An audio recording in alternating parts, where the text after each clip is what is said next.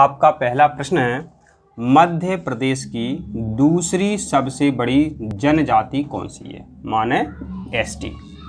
दूसरी सबसे बड़ी जनजाति कौन सी? पहली नहीं पूछी है, ये आपको ध्यान रखना। तो दूसरी सबसे बड़ी जनजाति है आपकी गौंड जनजाति। मध्य प्रदेश की दूसरी सबसे बड़ी जनजाति है संख्या के मामले में। परीक्षा में प्रश्न आ जाए अब कि पहली, क्या आ जाए कि पहली कौन सी जनजाति है जो सबसे अधिक संख्या में मध्य प्रदेश में पाई जाती है, तब आपका उत्तर होगा भील। कौन सा होगा? भील होगा आपका उत्तर। मध्य प्रदेश में सबसे अधिक कौन सी जनजाति निवास करती है? भील, सबसे अधिक। लेकिन दूसरे नंबर पर गौंड। इसको याद कैसे रखें, हम आपको एक ट्रिक बताते हैं। ट्रिक है आपकी गोभी। क्या आपने गोभी खाई होगी? गोभी में कैल्शियम होता है, ठीक है, कम खाया करो नहीं तो पथरी हो जाएगी। तो गा से गौंड और भी से भील। तो जो गौंड जनजाति है भारत की सबसे ज़्यादा जनसंख्या में पाई जाने वाली जनजाति है। भारत की कौन नंबर 1? गौंड जनजाति, ध्यान रखना। और मध्य प्रदेश की सबसे बड़ी जनजाति है, पहले नंबर की सबसे बड़ी जनजाति है भील। भील है मध्य प्रदेश की और गौंड है भारत की। ये परीक्षा में हमेशा प्रश्न पूछा गया है। आपको क्या रखना? गोभी। गौंड भारत की सबसे बड़ी जनजाति है और भील मध्य प्रदेश की सबसे बड़ी जनजाति है, ठीक है। भील पहले नंबर पर आती है और दूसरे नंबर पर गौंड आती है, ठीक है। तो मध्य प्रदेश की पूछा है दूसरी सबसे बड़ी जनजाति है, ध्यान रखना। दूसरी बड़ी जनजाति पूछी है तो उत्तर आपका क्या होगा? गौंड होगा, क्योंकि पहले नंबर पर तो भील है मध्य प्रदेश की। ये किसकी है? ये एमपी की है, ठीक है। तो इसी तरह प्रिय छात्रों, ट्रिक के द्वारा उत्तर आप चाहते हैं तो अपना चैनल सब्सक्राइब जरूर करें। और यहाँ पर आपको एक ध्यान रखना है, जो गौंड जनजाति होती है, गौंड जनजाति के जो व्यक्ति होते हैं वो सेवा विवाह करते हैं, सेवा विवाह करते हैं। और सेवा विवाह करने वाला जो व्यक्ति है वो कहलाता है लामा नाई। लामा नाई। ये प्रश्न जो है परीक्षा में पूछा गया है।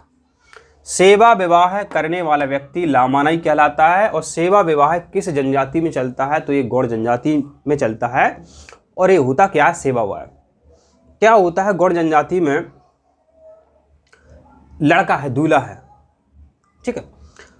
अब जिस व्यक्ति की कन्या से उसका विवाह होगा,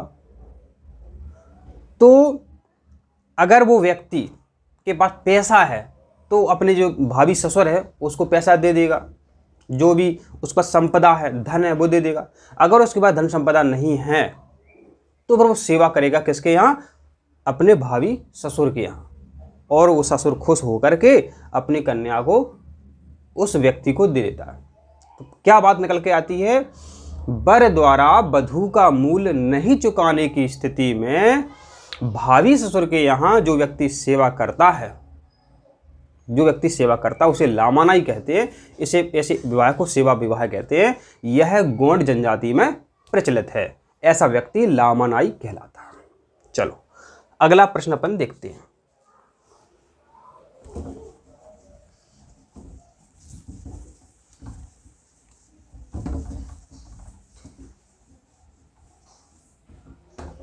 इन्हीं प्रश्न से परीक्षा में प्रश्न पूछे जाएंगे।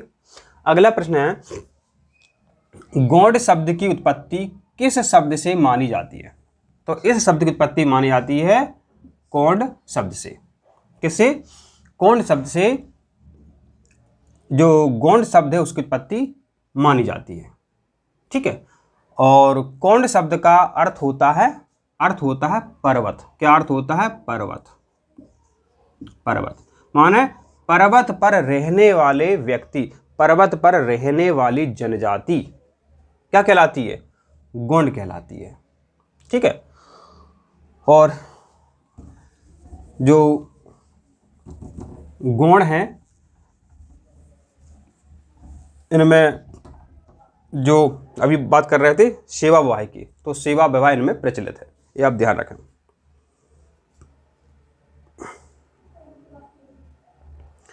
अगला प्रश्न है, दूध लौटावा प्रथा किस जनजाति में होती है?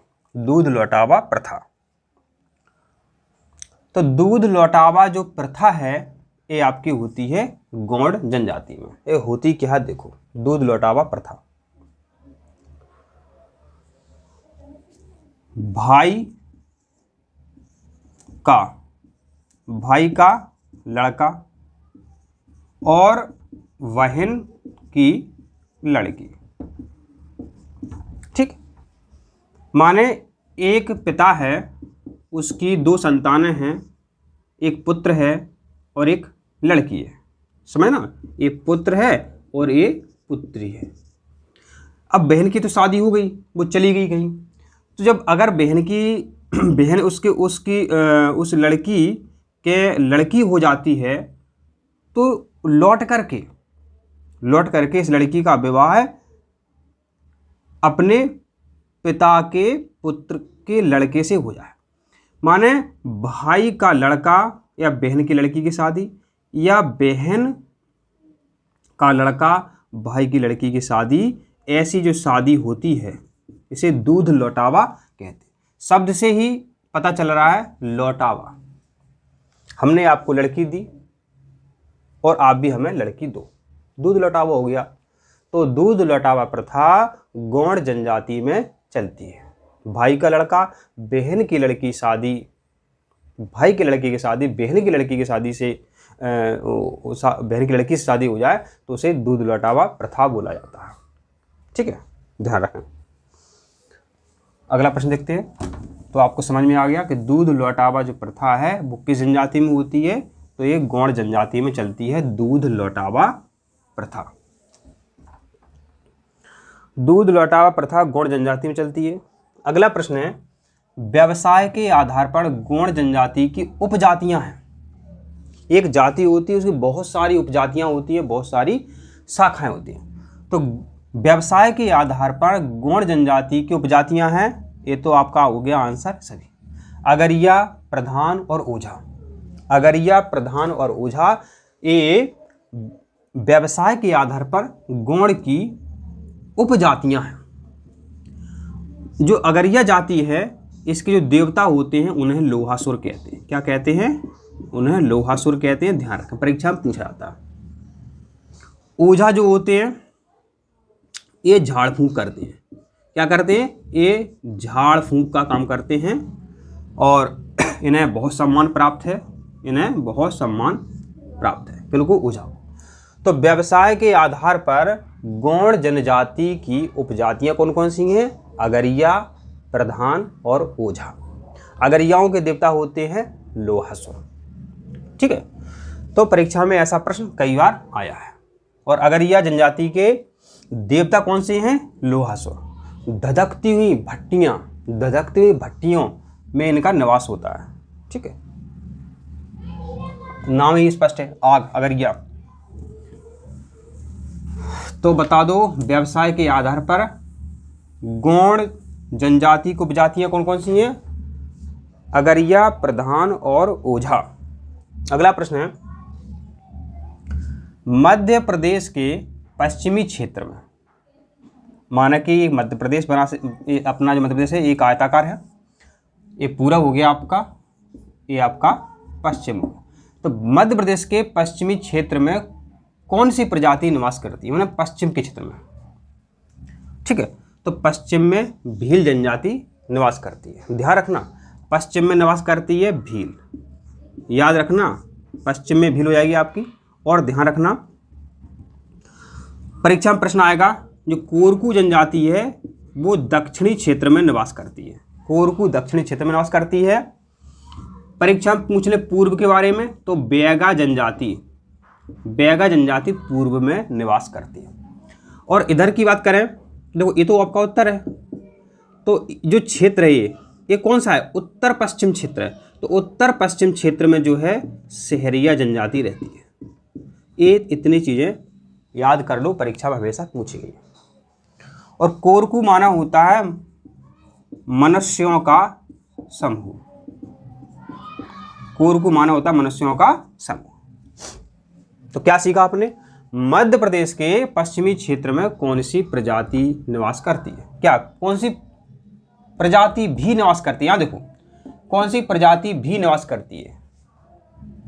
भी माने भील निवास करती है, प्रश्न से उत्तर आ रहा है। ठीक है। और उत्तर पश्चिम में सहरिया, पूर्व में बैगा और दक्षिण में कोरकू, जैसे कि छिंदवाड़ा है, इधर दक्षिण में मिल जाएगी आपको। ठीक है। और जो भील है ये झाबुआ में रहती है। इधर क्या है? झाबुआ है। परीक्षा में प्रश्न आएगा, अभी बहुत इंपॉर्टेंट है। भील कहाँ रहते हैं? झाबुआ में। और झाबुआ में भील की एक हाट लगती है, उसका नाम है भगोरिया।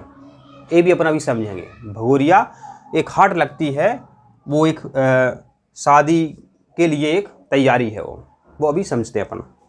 चलो, तो इतना अपन ने समझ लिया। तो अपन ने क्या सीख लिया? पश्चिमी क्षेत्र में कौन सी प्रजाति भी रहती है? भी रहती है, भील रहती है। पश्चिमी क्षेत्र में भील रहती है। अगला प्रश्न है, भील शब्द संस्कृत भाषा के किस शब्द से बना है? भील बना है भिल्ल से, जिसका अर्थ होता है बिल और जिसका अर्थ होता है तीर। ध्यान रखें, भील शब्द संस्कृत के भिल्ल से बना है, जिसका अर्थ होता है तीर, जिसका अर्थ होता है तीर। ठीक है, तो इसका सही उत्तर है भिल्ल। क्या है? भिल्ल। और भिल्ल बना है बिल, बिल माना होता है तीर। अगला प्रश्न है, भीलों के फल फूलों माने झाड़ हैं, फूल हैं, फल हैं। ठीक, तो झाड़ फल फूलों के निवास को क्या कहते हैं? झाड़ फल फूलों के निवास को क्या कहते हैं? लिख दो यार। झाड़ फूंक नहीं होती, झाड़ फाड़ होती है, उससे घर बनाते हैं। झाड़ फल फूलों के निवास को क्या कहते हैं? इस स्पष्ट आ रहा है, फल्या। तो क्या करते हैं जो भील जनजाति के लोग हैं, बहुत बड़े बड़े झाड़ वगैरह तोड़ लाते हैं, उससे बहुत बड़े बड़े घर बनाते हैं। भील लोग झाड़ को तोड़ लाते हैं, फल फूलों को तोड़ लाते हैं, उससे बड़े बड़े घर बनाते हैं, इसे फल्या कहते हैं। फल फूलों, फल्या। ऐसा प्रश्न जिंदगी में कभी भी आपको मिले, और सुनो, इनसे प्रश्न बाहर नहीं जाएगा। कोई भी परीक्षा हो, चपरासी से लेकर पीएससी, अगर सिलेक्शन से कम नंबर आपके इन वीडियो से फंस जाएं तो आप अभी शर्त लगा सकते हैं। नहीं तो आप इतनी मोटी मोटी किताबें पढ़ लो, कोई कह नहीं सकते कि उनसे अब पढ़ते ही हैं, 20-20 साल तैयारी करते हैं। आप सिर्फ हमारे वीडियो देख लो, आपके सिलेक्शन से अधिक नंबर आ जाएंगे इन्हीं प्रश्नों से। अलग से प्रश्न नहीं पढ़ना आपको। कोई भी किताब लेने की आवश्यकता नहीं है। ठीक है। और आपको समझाते भी है, भीलों के झाड़ पत्ते फल फूलों के निवास को क्या कहते हैं? यहां से उत्तर निकाल लेना। फूलों क्या कहते हैं? फाल्या कहते हैं। ये बड़े बड़े घर होते हैं उनके, भीलों के।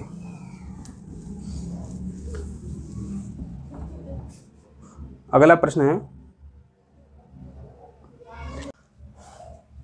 अब है, भले छात्र बताइए। आप भले छात्र, मध्य प्रदेश की किस जनजाति में अपहरण, अपहरण माना होता है भगा के ले जाना, अपहरण विवाह प्रचलित है?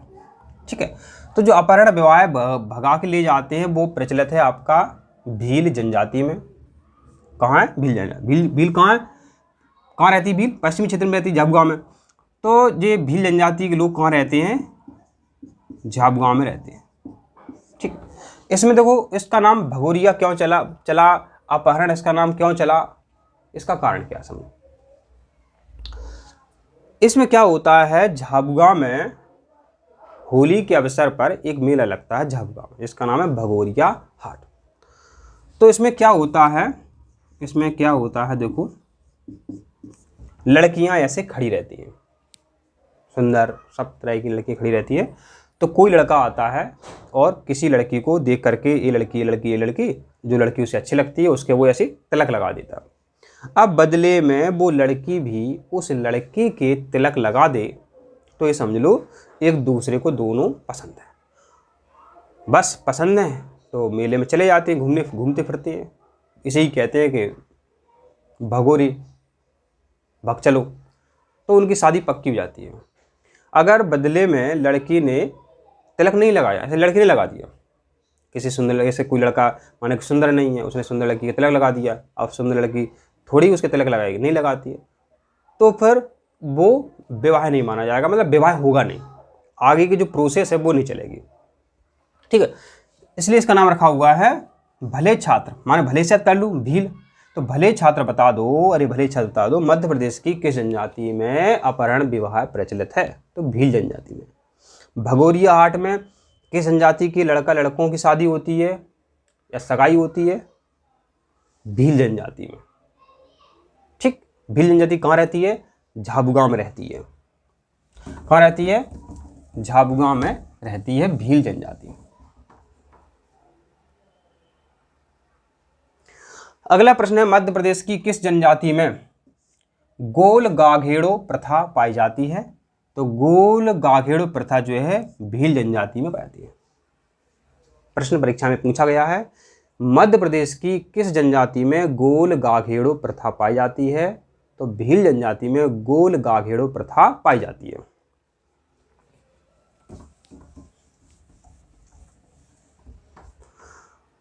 अगला प्रश्न है,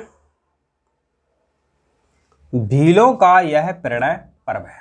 परिणय माना होता है प्रेम, परिणय माना होता है प्रेम। भीलों का यह परिणय पर्व है, अभी चर्चा कर रहे थे इस पर, तो भीलों का यह परिणय पर्व है, कौन सा है? भगोरिया। अभी बात कर रहे थे अपहरण विवाह। तो होली के अवसर पर झाबुआ में एक भगोरिया हाट का आयोजन किया जाता है। तो भीलों का जो लड़के हैं उनका यह परिणय पर्व है, प्रेम विवाह है। लड़का ने लड़की को तिलक लगाया, लड़की को भी लड़का पसंद तो वो भी तिलक लगा देती है और दोनों की शादी पक्की हो जाती है। ठीक है, तो भीलों का यह परिणय पर्व है, क्या है? भगोरिया। भगोरिया कहाँ आयोजित होता है? ये होता है आपका झाबुआ में आयोजित होता है। और झाबुआ कहाँ है? पश्चिमी क्षेत्र में, आपको ध्यान रखना।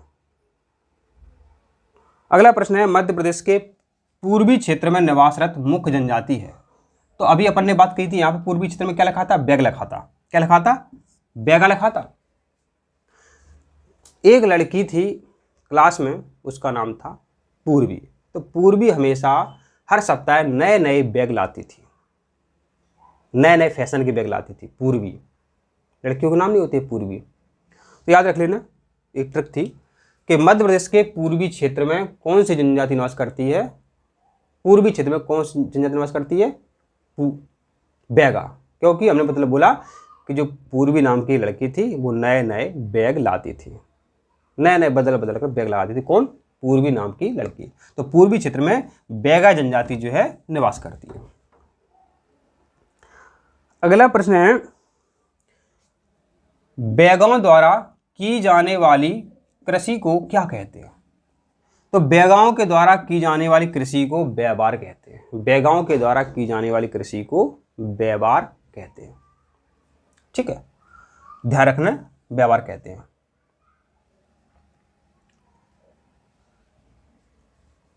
इंपॉर्टेंट है, ध्यान रखना।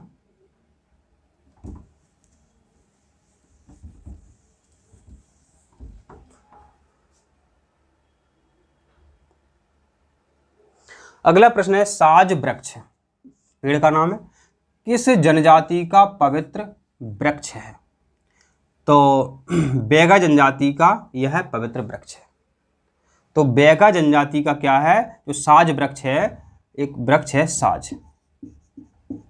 तो साज वृक्ष पर एक देवता निवास करते हैं, उनका नाम है बूढ़ा देव। पूछा जाता है कि बैगा जनजाति का पवित्र वृक्ष क्या है? साज। ऐसे जो लड़की थी पूर्वी, वो नए नए सजा सजा कर बैग लाती थी, नए नए सजा सजा कर बैग लाती थी। 3 क्वेश्चन बन गए यहाँ पर। पूर्वी, सजा सजा कर, नए बैग, माने बैगा जनजाति है।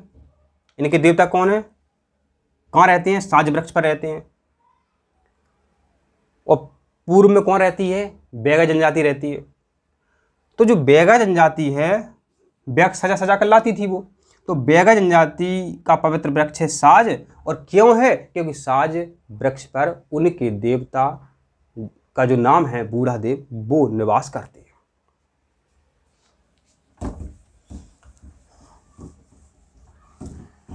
बैग सजा सजा कर लाना। अगला प्रश्न है, मध्य प्रदेश की भारिया जनजाति के साथ किस क्षेत्र का नाम जुड़ा हुआ? तो देखो, मध्य प्रदेश की जो भारिया जनजाति है ये बहुत पिछड़ी है और ये रहती है पातालकोट में। ये पातालकोट कहाँ है? ये है आपका छिंदवाड़ा में। ये कहाँ है आपका? ये आपका छिंदवाड़ा में है। पातालकोट जो है आपका कहाँ है? पातालकोट कहाँ है? छिंदवाड़ा में है। पातालकोट कहाँ आपका? छिंदवाड़ा में है। एक क्या है, वास्तव में छिंदवाड़ा जिले में एक 80 वर्ग किलोमीटर की एक गहरी खाई है जहां पर ये भारिया लोग रहते हैं, तो उसको पातालकोट बोला गया। तो भारिया जनजाति पिछड़ी जनजाति ऐसे ये भी है, जब वो पिछड़ी जनजाति है वहां कोई जा ही नहीं पाता, तो जंगलियों के जंगली भी इन्हें ही कहते हैं। जो भारिया जनजाति है इन्हें जंगलियों के जंगली कहते हैं, क्योंकि आप जानते ही हो। तो भारिया जनजाति जो है छिंदवाड़ा के पातालकोट स्थान पर रहती है। ठीक है, इन्हें जंगलियों के जंगली कहा जाता है। तो प्रश्न आया है कि मध्य प्रदेश की भारिया जनजाति कहाँ रहती है? छिंदवाड़ा में रहती है। किस स्थान पर रहती है? पातालकोट में रहती है। यह कितने वर्ग किलोमीटर की खाई है? तो यह 80 वर्ग किलोमीटर की गहरी खाई है।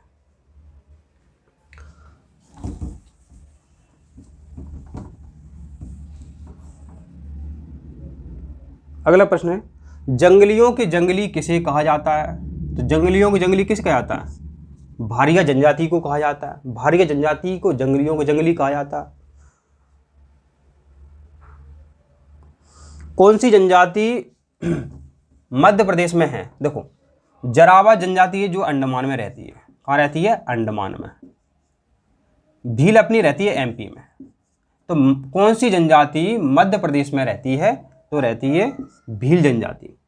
अब पूछने कभी परीक्षा में संथाल कहाँ रहती है? इंपॉर्टेंट है इसलिए बोल दिया हमने। संथाल रहती है बिहार में। संथाल जनजाति जो है बिहार में रहती है। जरावा अंडमान में रहती है। और भील अपन कितने क्वेश्चन अपने सॉल्व किए हैं भील के बारे में, तो ऑटोमेटिक उत्तर आप निकाल सकते हैं कि भील जनजाति जो है अपनी मध्य प्रदेश में रहती है। और पहले नंबर की जनजाति है मध्य प्रदेश में भील।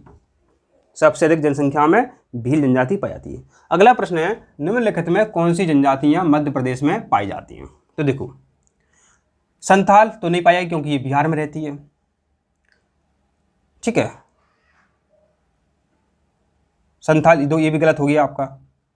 ये आपको पढ़ा हुआ लग रहा है। बैगा बोला था हमने, बैगा जनजाति जो पूर्वी जनजाति है। सहरिया पश्चिम क्षेत्र में रहती है। और गौड़ और भील के बारे में आपने सुना ही है। तो मध्य प्रदेश की जनजातियां कौन सी इंपॉर्टेंट, कौन कौन सी मुख्य जनजातियां हैं? बैगा है, सहरिया है, गौड़ है और भील है। और एक ध्यान देना, आपने बैग ले लिया,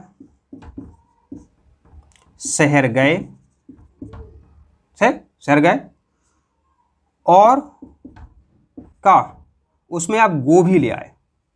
बैग लेकर शहर गए, उसमें आप गो भी भर के लाए। कितनी सरल ट्रिक है। बैग लेकर शहर गए माने बैगा और शहरिया, गो भी भर लाए माने गौड़ जनजाति और भील जनजाति। ये मध्य प्रदेश की जनजातियां। कितनी सिंपल और सरल ट्रिक्स हैं।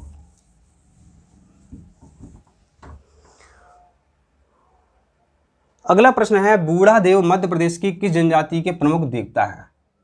बूढ़ा देव, अभी बात कर रहे थे कि जो बैगा जनजाति है उनका जो पवित्र वृक्ष है वो साज है, और साज वृक्ष पर बूढ़ा देव रहते हैं। तो बैगा जनजाति के प्रमुख देवता कौन है? बूढ़ा देव। ये कहाँ रहते हैं? साज वृक्ष पर रहते हैं।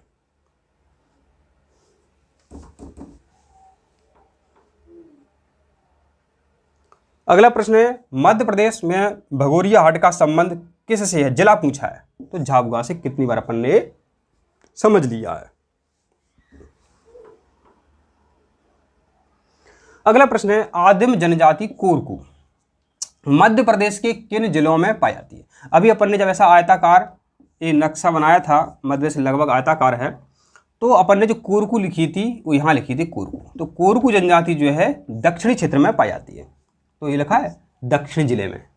जितने भी दक्षिण में मध्य प्रदेश में जिले हैं वहाँ पर आपको कोरकू जनजाति मिल जाती है। कोरकुओं का मतलब होता है मनुष्यों का समूह। कोरकुओं का मतलब होता है मनुष्यों का समूह। पूर्वी जिले में बैगा जनजाति पाई जाती है। उत्तर पश्चिम माने ये उत्तर पश्चिम है आपका, यहाँ सहरिया जनजाति पाई जाती है। ठीक है, ये हमने आपको बता दिया, इतना ही इंपॉर्टेंट है, परीक्षा में यही पूछा गया।